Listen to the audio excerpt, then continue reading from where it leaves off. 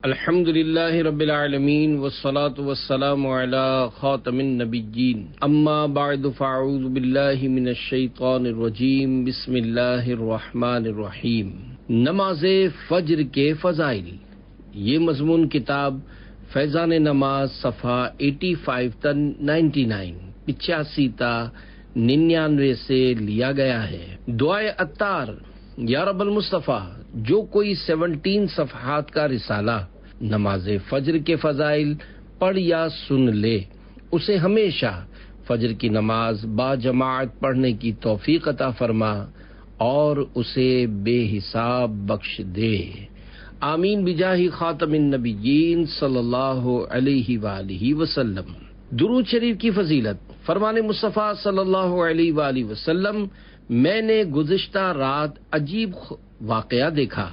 میں نے اپنے ایک امتی کو دیکھا جو پل صراط پر کبھی گھسٹ کر اور کبھی گھٹنوں کے بل چل رہا تھا۔ اتنے میں وہ درود آیا جو اس نے مجھ پر بھیجا تھا۔ اس نے اسے پل صراط پر کھڑا کر دیا یہاں تک کہ اس نے پل صراط پار کر لیا۔ صلو علی الحبیب صلی اللہ علی محمد۔ 5 نمازوں میں فضیلت کی ترتیب۔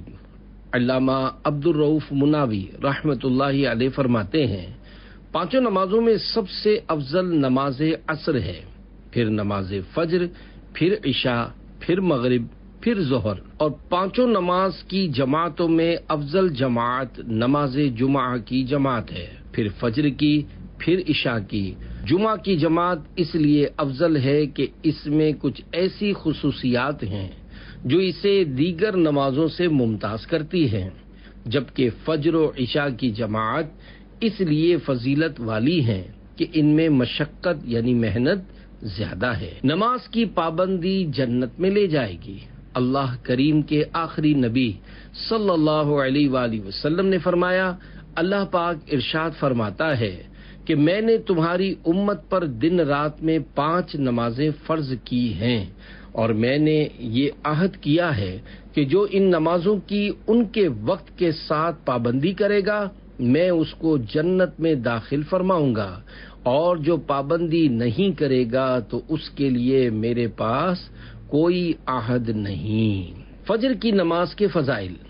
امام فقیہ ابو اللیث سمرقندی رحمۃ اللہ علیہ نے تابعی بزرگ حضرت کعب الاحبار رضی اللہ عنہ سے نقل کیا کہ انہوں نے فرمایا، میں نے توریت کے کسی مقام میں پڑھا، اللہ پاک فرماتا ہے، اے موسیٰ، فجر کی 2 رکعتیں احمد اور اس کی امت ادا کرے گی، جو انہیں پڑھے گا اس دن رات کے سارے گناہ اس کے بخش دوں گا اور وہ میرے ذمے میں ہوگا۔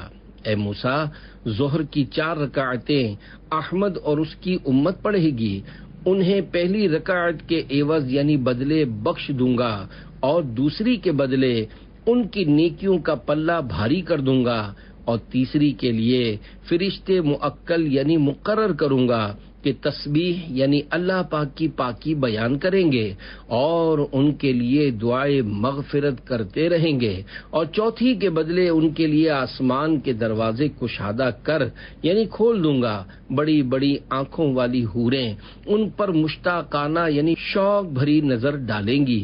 اے موسیٰ، عصر کی 4 رکعتیں احمد اور ان کی امت ادا کرے گی تو ہفت یعنی 7 آسمان و زمین میں کوئی فرشتہ باقی نہ بچے گا، سب ہی ان کی مغفرت چاہیں گے، اور ملائکہ یعنی فرشتے جس کی مغفرت چاہیں میں اسے ہرگز عذاب نہ دوں گا۔ اے موسیٰ، مغرب کی 3 رکعتیں ہیں، انہیں احمد اور اس کی امت پڑھے گی تو آسمان کے سارے دروازے ان کے لیے کھول دوں گا، جس حاجت کا سوال کریں گے اسے پورا ہی کر دوں گا۔ اے موسیٰ، شفق ڈوب جانے کے وقت۔ امام اعظم ابو حنیفہ رحمۃ اللہ علیہ کے نزدیک شفق اس سفیدی کا نام ہے جو مغرب میں سرخی ڈوبنے کے بعد صبح صادق کی طرح پھیلی ہوئی رہتی ہے۔ شفق ڈوب جانے کے وقت یعنی عشاء کی 4 رکعتیں ہیں پڑھیں گے، انہیں احمد اور ان کی امت وہ دنیا و ما فیہا یعنی دنیا اور اس کی ہر چیز سے ان کے لیے بہتر ہیں، اور انہیں گناہوں سے ایسا نکال دیں گے جیسے اپنی ماؤں کے پیٹ سے پیدا ہوئے۔ اے موسیٰ، وضو کریں گے احمد اور اس کی امت جیسا کہ میرا حکم ہے، میں انہیں عطا فرماؤں گا ہر قطرے کے عوض یعنی بدلے کہ پانی سے ٹپکے ایک جنت جس کا عرض یعنی پھیلاؤ آسمان و زمین کی چوڑائی کے برابر ہوگا۔ اے موسیٰ، ایک مہینے کے ہر سال روزے رکھیں گے احمد اور اس کی امت، اور وہ ماہ رمضان ہے، میں عطا فرماؤں گا اس کے ہر دن کے روزے کے عوض یعنی بدلے جنت میں ایک شہر، اور عطا کروں گا اس میں نفل کے بدلے فرض کا ثواب، اور اس میں لیلۃ القدر کروں گا۔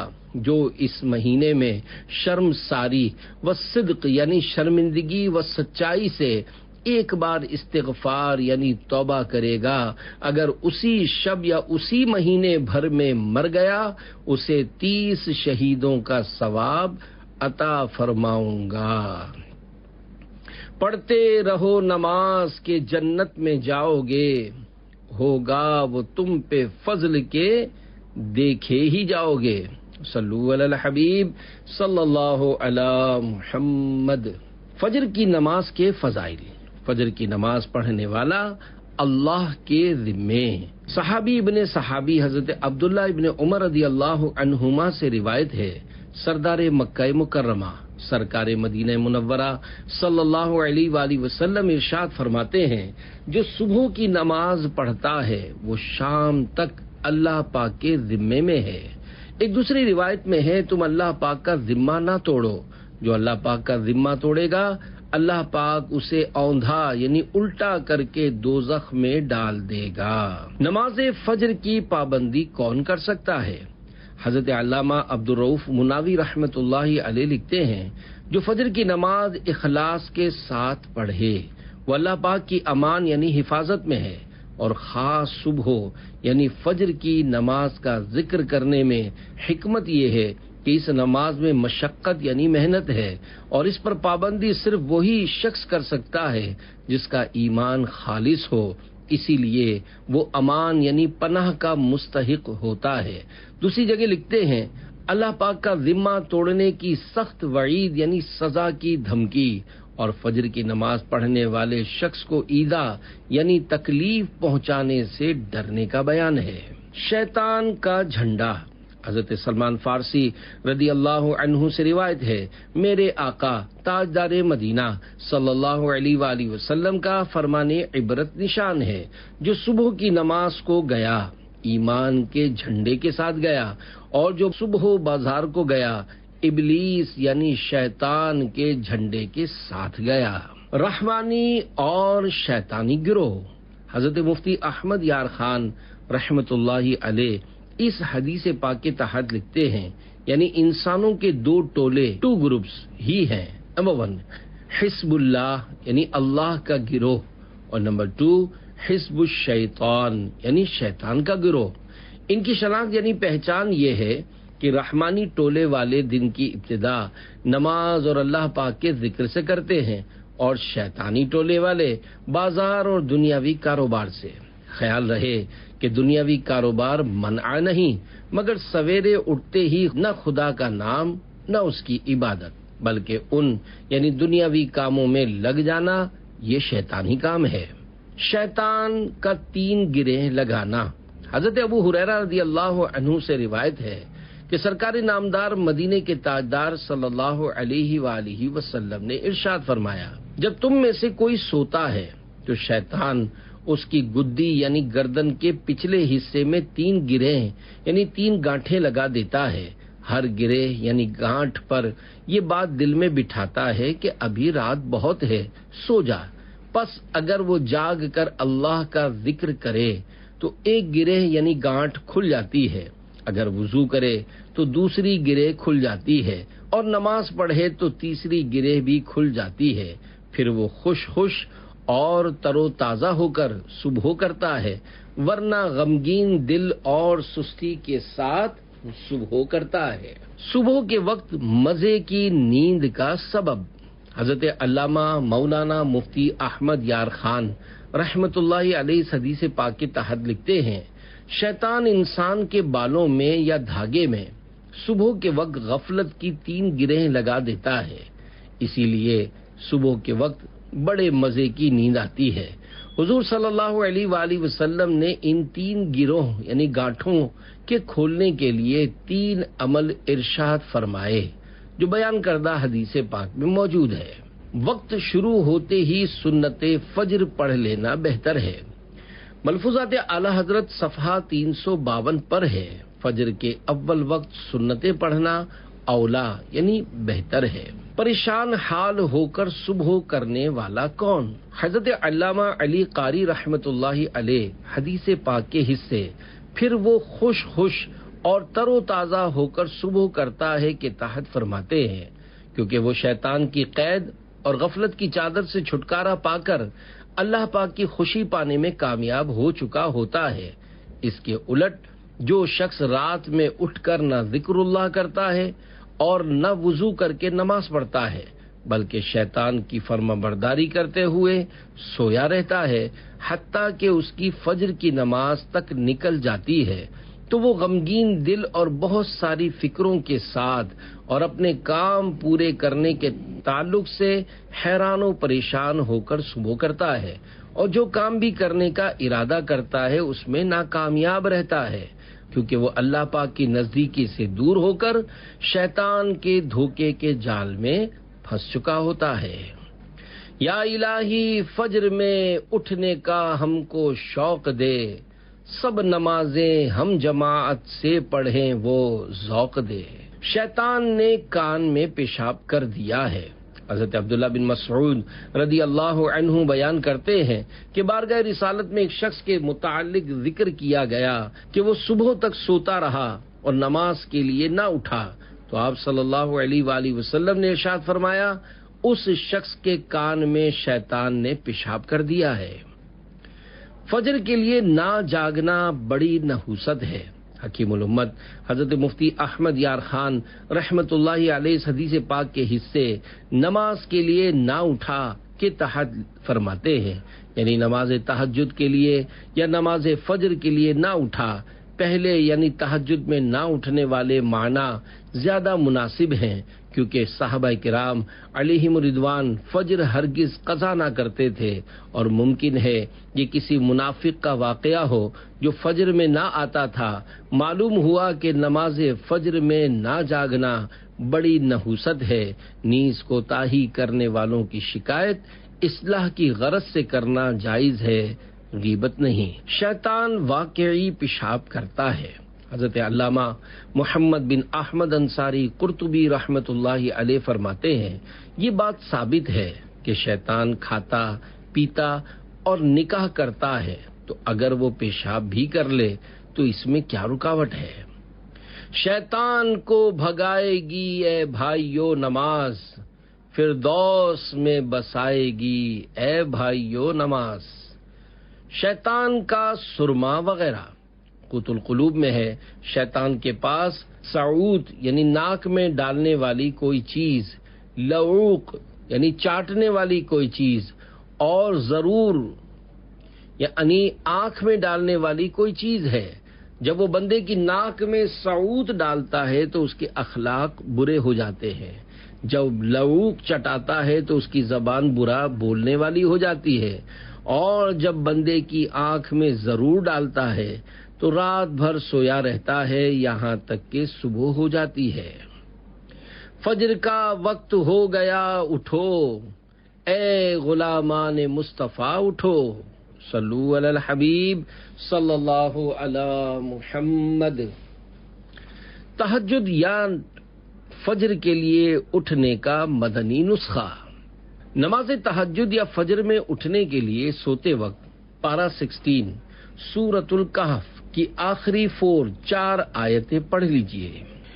إن الذين آمنوا وعملوا الصالحات كانت لهم جنات الفردوس نزلا خالدين فيها لا يبغون عنها حولا قل لو كان البحر مدادا لكلمات ربي لنفد البحر قبل أن تنفد كلمات ربي ولو جئنا بمثله مددا قل انما انا بشر مثلكم يوحى الي انما الهكم اله واحد فمن كان يرجو لقاء ربه فليعمل عملا صالحا ولا يشرك فمن كان يرجو لقاء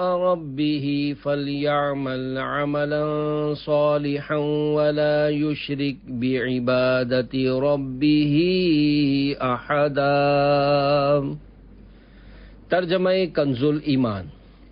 بے شک جو ایمان لائے اور اچھے کام کیے فردوس کے باغ ان کی مہمانی ہے، وہ ہمیشہ ان میں رہیں گے، ان سے جگہ بدلنا نہ چاہیں گے۔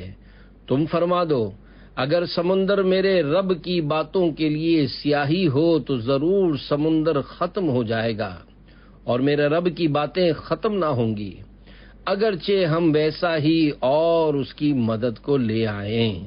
تم فرماؤ ظاہر صورت بشری میں تو میں تم جیسا ہوں، مجھے وحی آتی ہے کہ تمہارا معبود ایک ہی معبود ہے، تو جسے اپنے رب سے ملنے کی امید ہو اسے چاہیے کہ نیک کام کرے اور اپنے رب کی بندگی میں کسی کو شریک نہ کرے، اور نیت کیجئے کہ مجھے اتنے بجے اٹھنا ہے۔ انشاءاللہ آیات مبارکہ پڑھنے کی برکت سے آنکھ کھل جائے گی۔ اگر شروع میں آنکھ نہ بھی کھلے تو مایوس نہ ہو، وظیفہ جاری رکھیے، انشاءاللہ آہستہ آہستہ ترکیب بن جائے گی۔ جاگنے کے لیے الارم سیٹ کر لیجئے۔ مقررہ وقت پر بیدار ہونے کا ایک طریقہ یہ بھی ہے کہ ایک بلکہ 3 گھڑیوں پر الارم لگا کر سوئیں، تاکہ کسی وجہ سے ایک بند ہو جائے تو 2 گھڑیاں جگانے کے لیے موجود رہیں۔ موبائل فون میں بھی الارم کی سہولت ہوتی ہے۔ اگر رات دیر سے سونے کی وجہ سے نماز فجر کے لیے آنکھ نہیں کھلتی اور نہ کوئی جگانے والا موجود ہے تو ضروری ہے کہ جلدی سوئیں، کہ فقہائے کرام رحمت اللہ علیہم فرماتے ہیں جب یہ اندیشہ ہو کہ صبح کی نماز جاتی رہے گی تو بلا ضرورت شرعیہ اسے رات دیر تک جاگنا ممنوع ہے۔ نیند میں کمی لانے کے طریقے۔ میرے آقا اعلی حضرت رحمت اللہ علیہ نماز ظہر کی جماعت سے قبل سونے والے کو مدنی پھول دیتے ہوئے ارشاد فرماتے ہیں، اچھا ٹھیک دوپہر کے وقت سو، مگر نہ اتنا کہ وقت جماعت آ جائے، تھوڑی سی دیر قیلولہ کافی ہے۔ اگر لمبی نیند سے خوف کرتا ہے تکیہ نہ رکھ، بچھونا نہ بچھا، کہ بے تکیہ اور بے بستر سونا بھی مسنون یعنی سنت ہے۔ سوتے وقت دل کو خیال جماعت سے خوب لگا ہوا رکھ کہ فکر یعنی ٹینشن کی نیند غافل نہیں ہونے دیتی۔ کھانا جس قدر ہو سکے صبح سویرے کھا کہ سونے کے وقت تک کھانے کے سبب اٹھنے والی گرمی دور ہو جائے اور لمبی نیند کا سبب نہ بنے۔ سب سے بہتر علاج کم کھانا ہے۔ سوتے وقت اللہ پاک سے توفیق جماعت کی دعا اور اس پر سچا توکل یعنی بھروسہ رکھ۔ اللہ کریم جب تیری اچھی نیت اور سچا ارادہ دیکھے گا تو ضرور تیری مدد فرمائے گا۔ ایک جگہ فرماتے ہیں پیٹ بھر کر رات کی عبادت کا شوق رکھنا، بانجھ یعنی جو عورت بچہ نہیں جنتی اس سے بچہ مانگنا ہے۔ جو بہت کھائے گا وہ بہت پیے گا، جو بہت پیے گا وہ بہت سوئے گا، جو بہت سوئے گا وہ آپ ہی یہ بھلائیاں اور برکتیں کھوئے گا۔ اللہ اللہ کے نبی سے فریاد ہے نفس کی بدی سے، شب بھر سونے ہی سے غرض تھی، تاروں نے ہزار دانت پیسے۔ صلو علی الحبیب صلی اللہ علی محمد۔ گویا ساری رات عبادت کی۔ حضرت عثمان غنی رضی اللہ عنہ سے روایت ہے کہ رسول اللہ صلی اللہ علیہ وآلہ وسلم نے ارشاد فرمایا، جو نماز عشاء جماعت سے پڑھے گویا یعنی جیسے اس نے آدھی رات قیام کیا، اور جو فجر جماعت سے پڑھے گویا یعنی جیسے اس نے پوری رات قیام کیا۔ شرح حدیث۔ حضرت مفتی احمد یار خان رحمۃ اللہ علیہ اس حدیث پاک کے تحت فرماتے ہیں، اس کے دو مطلب ہو سکتے ہیں۔ ایک یہ کہ عشاء کی باجماعت نماز کا ثواب آدھی رات کی عبادت کے برابر ہے، اور فجر کی باجماعت نماز کا ثواب باقی آدھی رات کی عبادت کے برابر۔ تو جو یہ دونوں نمازیں جماعت سے پڑھ لے اسے ساری رات عبادت کا ثواب۔ دوسرے یہ کہ عشاء کی جماعت کا ثواب آدھی رات کے برابر ہے، اور فجر کی جماعت کا ثواب ساری رات عبادت کے برابر، کیونکہ یہ فجر کی جماعت عشاء کی جماعت سے زیادہ بھاری یعنی نفس پر بوجھ ہے۔ تو پہلے معنی زیادہ قوی یعنی زیادہ مضبوط ہے۔ جماعت سے مراد تکبیر اولا پانا ہے، جیسا کہ بعض علماء نے فرمایا۔ بہار شریعت جلد اول صفحہ 509 پر ہے، پہلی رکعت کا رکوع مل گیا تو تکبیر اولا کی فضیلت پا گیا۔ تذکرہ عثمان غنی رضی اللہ عنہ۔ اے عاشقان صحابہ و اہل بیت، ابھی آپ نے جو حدیث پاک سنی اس کے راوی یعنی بیان کرنے والے جامع القرآن تیسرے خلیفہ حضرت عثمان غنی رضی اللہ عنہ ہیں۔ حضرت عثمان غنی رضی اللہ عنہ کی بھی کیا شان ہے۔ آپ کا ایک لقب ذوالنورین یعنی دو نور والے بھی ہے، کیونکہ اللہ پاک کے پیارے نبی صلی اللہ علیہ وآلہ وسلم نے اپنی دو شہزادیاں یکے بعد دیگرے حضرت عثمان غنی رضی اللہ عنہ کے نکاح میں دی تھیں، اور فرمایا اگر میری 10 بیٹیاں بھی ہوتی تو میں ایک کے بعد دوسری سے تمہارا نکاح کر دیتا، کیونکہ میں تم سے راضی ہوں۔ نور کی سرکار سے پایا دوشالہ نور کا، ہو مبارک تم کو ذوالنورین جوڑا نور کا۔ حضرت عثمان غنی رضی اللہ عنہ نے آغاز اسلام ہی میں قبول اسلام کر لیا تھا۔ آپ کی کنیت ابو عمرو اور لقب جامع القرآن ہے۔ آپ کو صاحب الہجرتین یعنی 2 ہجرتوں والے کہا جاتا ہے، کیونکہ آپ نے پہلے حبشہ اور پھر مدینہ شریف کی طرف ہجرت فرمائی۔ عثمان غنی کا اتباع رسول۔ امیر المومنین حضرت عثمان غنی رضی اللہ عنہ زبردست عاشق رسول بلکہ عشق مصطفیٰ کا عملی نمونہ تھے۔ اپنی باتوں اور طور طریقوں میں اللہ پاک کے آخری نبی صلی اللہ علیہ وآلہ وسلم کی سنتیں اور ادائیں خوب اپنایا کرتے تھے۔ چنانچہ ایک دن حضرت عثمان غنی رضی اللہ عنہ نے مسجد کے دروازے پر بیٹھ کر بکری کی دستی کا گوشت منگوایا اور کھایا، اور بغیر تازہ وضو کیے نماز ادا کی۔ پھر فرمایا کہ رسول اللہ صلی اللہ علیہ وآلہ وسلم نے بھی اسی جگہ بیٹھ کر یہی کھایا تھا اور اسی طرح کیا تھا۔ 2 بار جنت خریدی۔ حضرت عثمان غنی رضی اللہ عنہ کی شان والا بہت بلند و بالا ہے۔ آپ نے اپنی مبارک زندگی میں مصطفیٰ جان رحمت صلی اللہ علیہ وآلہ وسلم سے 2 مرتبہ جنت خریدی۔ ایک مرتبہ بیر روما یہودی سے خرید کر مسلمانوں کے پانی پینے کے لیے وقف کر کے، اور دوسری بار جیش اسرت یعنی غزوہ تبوک کے موقع پر۔ چنانچہ غزوہ تبوک کے موقع پر مسلمانوں کی بے سر و سامانی کو دیکھتے ہوئے پہلی دفعہ 100 اونٹ، دوسری مرتبہ 200 اونٹ، اور تیسری بار 300 اونٹ دینے کا وعدہ کیا۔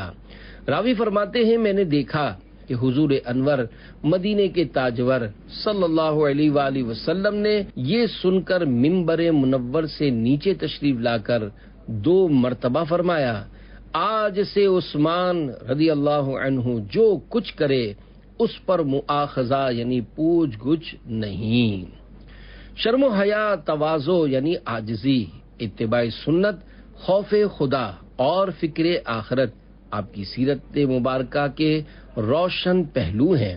خوف خدا کا یہ عالم تھا کہ یقینی جنتی ہونے کے باوجود جب کسی قبر کے پاس کھڑے ہوتے تو اس قدر روتے کہ آنسوؤں سے آپ کی داڑھی مبارک تر ہو جاتی.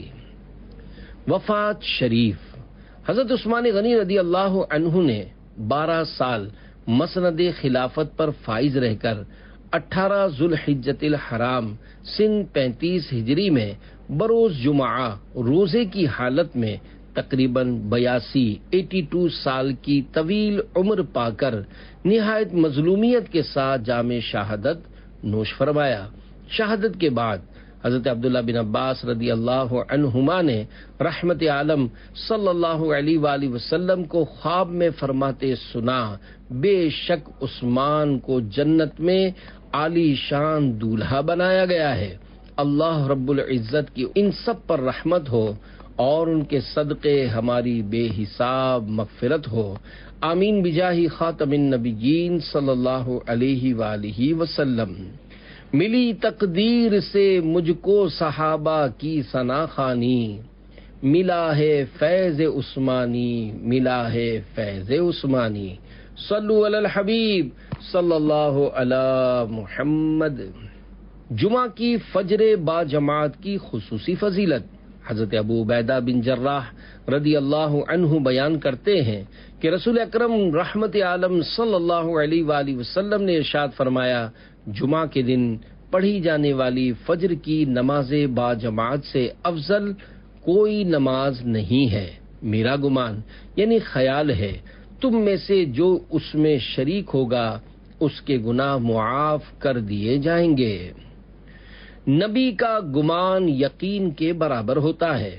اے عاشقان رسول، اس حدیث پاک میں کہا گیا ہے میرا گمان یعنی خیال ہے.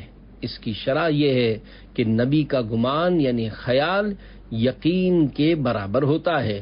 لہذا مطلب یہ ہوا کہ واقعی جمعہ کی نماز فجر با جماعت پڑھنے والے کے گناہ معاف کر دیے جائیں گے.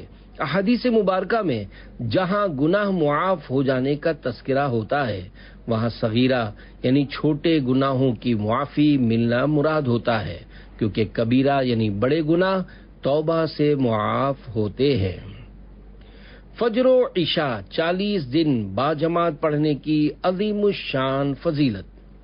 جو خوش نصیب مسلسل 40 دن تک فجر و عشاء با جماعت ادا کرتا ہے وہ جہنم اور منافقت سے آزاد کر دیا جاتا ہے. جیسا کہ خادم نبی حضرت انس رضی اللہ عنہ سے روایت ہے، سرکار مدینہ صلی اللہ علیہ وآلہ وسلم نے ارشاد فرمایا، جس نے 40 دن فجر و عشاء با جماعت پڑھی اس کو اللہ پاک 2 آزادیاں عطا فرمائے گا، ایک نار یعنی آگ سے، دوسری نفاق یعنی منافقت سے. دوزخ سے آزادی. امیر المومنین حضرت عمر فاروق اعظم رضی اللہ عنہ سے روایت ہے، سرکار دو عالم صلی اللہ علیہ وآلہ وسلم کا فرمان عالی شان ہے، جو 40 راتیں مسجد میں با جماعت نماز عشاء پڑھے کہ پہلی رکعت فوت نہ ہو، اللہ پاک اس کے لیے دوزخ سے آزادی لکھ دیتا ہے. رسائل کی برکت. پیارے پیارے اسلامی بھائیوں، با جماعت ادائیگی کا ذہن مضبوط بنانے، نماز کی خاطر، میٹھی میٹھی نیند کو خاطر میں نہ لانے اور ہر حال میں رضا الہی پانے کے لیے جد و جہد فرمانے کی سوچ بنانے کے لیے دعوت اسلامی کے دینی ماحول میں رہنا نہایت مفید ہے. آئیے دعوت اسلامی کی ایک مدنی بہار سنتے ہیں. فیصل آباد کے ایک نوجوان اسلامی بھائی بہت فیشن پسند تھے. جب بھی مارکیٹ میں نئے فیشن کی پینٹ شرٹ آتی یہ خرید لیا کرتے. دنیا کی مستی میں ایسے گم تھے کہ ان کا نماز پڑھنے کو جی نہیں چاہتا تھا. ان کی والدہ فجر کی نماز کے لیے جگاتی تو کل سے پڑھوں گا، اس جمعہ سے نمازیں پڑھنا شروع کروں گا وغیرہ کہہ کر ٹال دیا کرتے. ان کے بڑے بھائی جو کالج میں پڑھتے تھے وہ خوش قسمتی سے دعوت اسلامی کے دینی ماحول سے وابستہ ہو گئے، جس کے اثرات گھر تک بھی پہنچے۔ بڑے بھائی ایک دن سنت و برے اجتماع سے واپس لوٹے تو مکتبۃ المدینہ کے چند رسائل لیتے آئے۔ جب چھوٹے بھائی نے یہ رسائل پڑھے تو ان کا دل چوٹ کھا گیا کہ اب مجھے بھی دعوت اسلامی والا بننا ہے۔ چنانچہ یہ بھی دعوت اسلامی کے سنت و برے اجتماع میں شریک ہوئے، جہاں انہوں نے بیان کالے بچھو سنا۔ انہوں نے رو رو کر توبہ کی اور داڑھی شریف چہرے پر سجانا شروع کر دی۔ یہ غوث پاک رحمت اللہ علیہ کے مرید بھی بنے اور دعوت اسلامی کا دینی کام کرتے کرتے درس نظامی میں داخلہ بھی لیا اور وکلا مجلس کے صوبائی ذمہ دار بھی بنے۔ اے بیمار عصیاں تو آ جا یہاں پر، گناہوں کی دے گا دوا دینی ماحول۔ صلو علی الحبیب صلی اللہ علی محمد۔ فجر و عصر کے فضائل، فرشتوں کی تبدیلی کے اوقات۔ حضرت ابو ہریرہ رضی اللہ عنہ سے روایت ہے کہ مدینے کے تاجدار صلی اللہ علیہ وآلہ وسلم نے ارشاد فرمایا، تم میں رات اور دن کے فرشتے باری باری آتے ہیں اور فجر و عصر کی نمازوں میں جمع ہو جاتے ہیں۔ پھر وہ فرشتے جنہوں نے تم میں رات گزاری ہے اوپر کی طرف چلے جاتے ہیں۔ اللہ پاک باخبر ہونے کے باوجود ان سے پوچھتا ہے، تم نے میرے بندوں کو کس حال میں چھوڑا؟ وہ عرض کرتے ہیں، ہم نے انہیں نماز پڑھتے چھوڑا، اور جب ہم ان کے پاس پہنچے تھے تب بھی وہ نماز پڑھ رہے تھے۔ ہر بالغ کے ساتھ 62 فرشتے۔ حضرت مفتی احمد یار خان رحمت اللہ علیہ حدیث پاک کے اس حصے فجر و عصر کی نمازوں میں جمع ہو جاتے ہیں کے تحت فرماتے ہیں، یہاں فرشتوں سے مراد یا تو اعمال لکھنے والے 2 فرشتے ہیں یا انسان کی حفاظت کرنے والے 60 فرشتے۔ ہر نابالغ کے ساتھ 60 فرشتے رہتے ہیں اور بالغ کے ساتھ 62۔ اسی لیے نماز کے سلام اور دیگر سلاموں میں ان کی نیت کی جاتی ہے۔ ان ملائکہ کی ڈیوٹیاں بدلتی رہتی ہیں دن میں اور رات میں، مگر فجر و عصر میں پچھلے فرشتے جانے نہیں پاتے کہ اگلے ڈیوٹی والے آ جاتے ہیں، تاکہ ہماری ابتدا و انتہا یعنی شروع کرنے اور ختم کرنے کی کیفیت کے گواہ زیادہ ہوں۔ اس حصے اوپر کی طرف چلے جاتے ہیں کے تحت لکھتے ہیں اپنے ہیڈ کوارٹر کی طرف جہاں ان کا مقام ہے۔ مفتی صاحب حدیث پاک کے اس حصے، ہم نے انہیں نماز پڑھتے چھوڑا اور جب ہم ان کے پاس پہنچے تھے تب بھی وہ نماز پڑھ رہے تھے کے تحت تحریر کرتے ہیں۔ اس کا مطلب یا تو یہ ہے کہ فرشتے نمازیوں کی پردہ پوشی کرتے ہیں کہ آس پاس کی نیکیوں کا ذکر اور درمیان کے گناہوں سے خاموشی، یا یہ مطلب ہے کہ اے مولا، جن بندوں کی ابتدا و انتہا یعنی شروعات و ختم ہونے کی کیفیت ایسی ہو، اس میں ہمیشہ برکت ہی رہتی ہے۔ فرشتوں والی حدیث کے عمدہ مدنی پھول۔ نماز ایک اعلی عبادت ہے کہ اس کے بارے میں سوال جواب ہوتا ہے۔ نماز فجر و عصر دیگر نمازوں کے مقابلے میں اعظم یعنی زیادہ عظمت والی ہیں۔ اس حدیث پاک میں ان دونوں اوقات کے شرف یعنی عظمت و بزرگی کی طرف اشارہ ہے، کیونکہ فجر کی نماز کے بعد رزق تقسیم ہوتا ہے، جبکہ دن کے آخری حصے یعنی عصر کے وقت میں اعمال اٹھائے جاتے ہیں۔ تو جو شخص ان دونوں وقتوں میں مصروف عبادت ہوتا ہے، اس کے رزق و عمل میں برکت دی جاتی ہے۔ یہ امت تمام امتوں سے افضل ہے، اور اس امت کے افضل ہونے سے اللہ پاک کے پیارے اور آخری نبی صلی اللہ علیہ وآلہ وسلم کا تمام انبیاء کرام علیہم السلام سے افضل ہونا لازم آتا ہے۔